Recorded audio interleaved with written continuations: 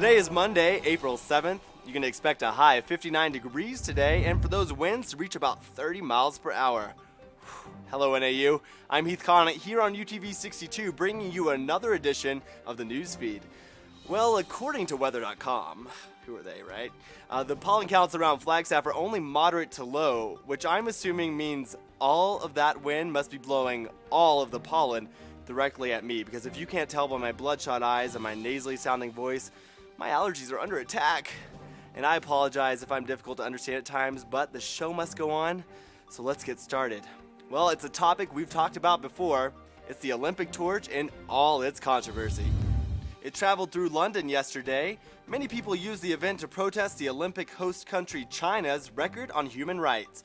The only difference with yesterday is that the dramatic protest almost snuffed out the flame.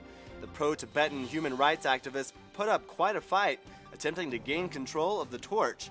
But even fire extinguishers weren't enough to squash the Olympic symbol this time. The torch remains burning and will resume its 85,000-mile journey today, making its next stop in Paris, France.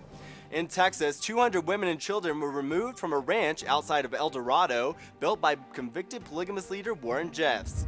Authorities have conducted several raids over the past few days. That's after getting a report that a 16-year-old girl had been sexually and physically abused inside the compound.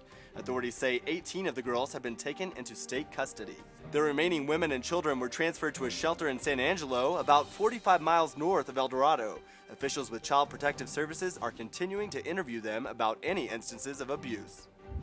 It's getting harder and harder to sweep our environmental problems under the rug, so why not weave them into the fabric? At Mohawk Carpet, they're turning plastic drink bottles into carpet.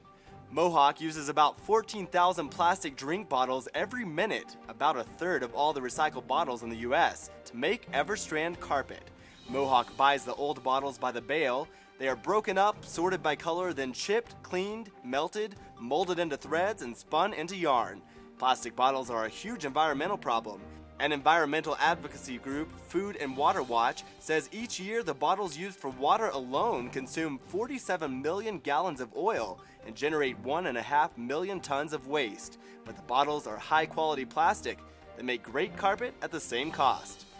Americans only recycle 1 of every 4 bottles that they actually use, and with the recent improvements to the Flagstaff recycling facility, the list is only growing. You can check out a full list of recyclables that Flagstaff accepts on the city's website. And if you live here on the NAU campus, there are plenty of recycling dumpsters near every dorm. Well, if you're graduating or looking for a way to mix up your next semester with NAU, you should check out the Disney College program.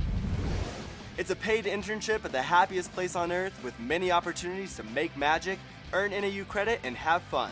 The Disney College program can offer you a great alternative to a semester in Flagstaff, not to mention looking good on your resume. So check it out at DisneyCollegeProgram.com. Well, if you're a fan of the newsfeed, first of all, I want to say thank you. And second, you probably enjoy watching NAU Live.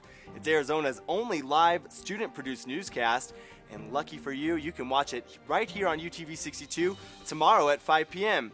We're going to give you an inside look at the new convention center that's being built on North Campus, and we'll take a look at the long journey that many Native Americans are taking to get their voices heard in Washington. Well, I'm Heath Connot, and that's all I've got for the news feed. But keep it right here on UTV62, and I'm sure you'll see me throughout the day. And if not later today, then definitely on Wednesday, and that's a pinky promise you can take to the bank.